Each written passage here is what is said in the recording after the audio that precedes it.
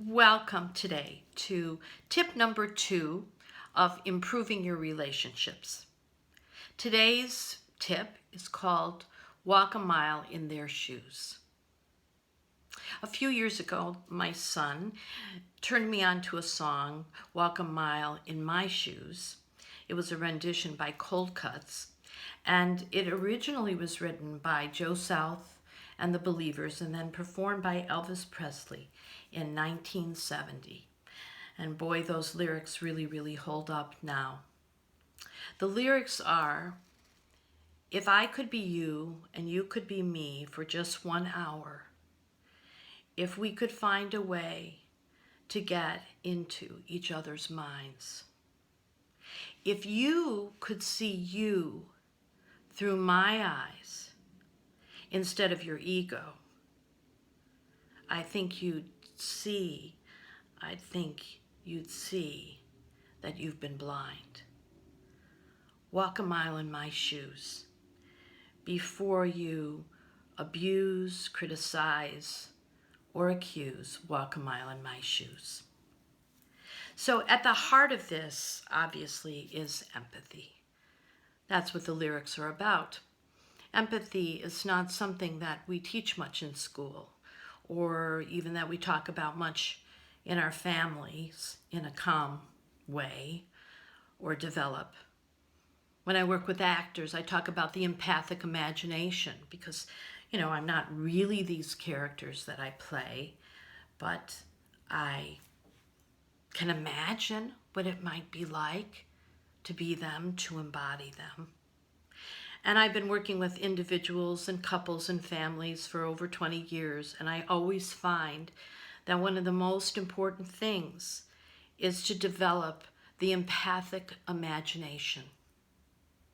So this brings me to a story a few years back when my mom was really in the middle of her dementia, and she was so frustrated and would often show it through anger, And so we went to the botanical gardens, my son and me and my husband and my dad and my mom. And we were sitting in a circle, and then I had this idea, let's just each of us get out of our chairs and sit in someone else's chair. And we each got a chance to say out loud what it was like, what we thought it was like to be my mom.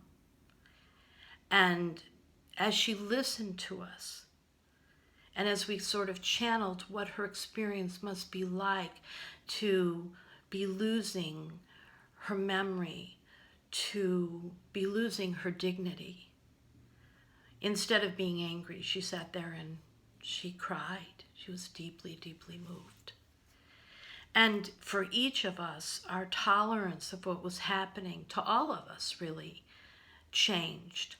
And then we got to sit in the next person's chair and say what we could imagine it would be like to be the grandson of my mom, or to be my dad going through this with his wife. And it shifted so much in terms of how we managed what was in front of us. And to be able to keep seeing my mother to the very end as the whole person that she really was. So my invitation to you in the tips for today is how to develop empathy. How do you practice that?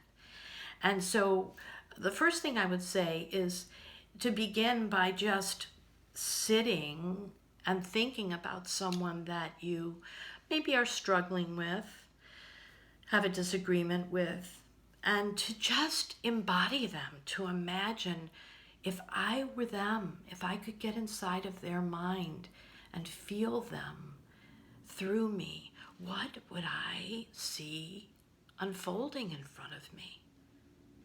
How is that different than, how I am seeing the situation?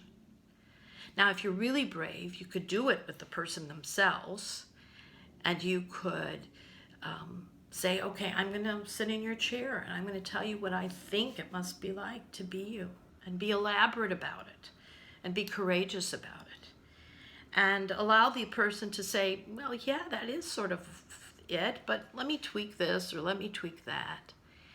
And then, of course, you get to switch and let them try to be you. I think our world needs to develop our empathic imaginations. It would change the world, I believe.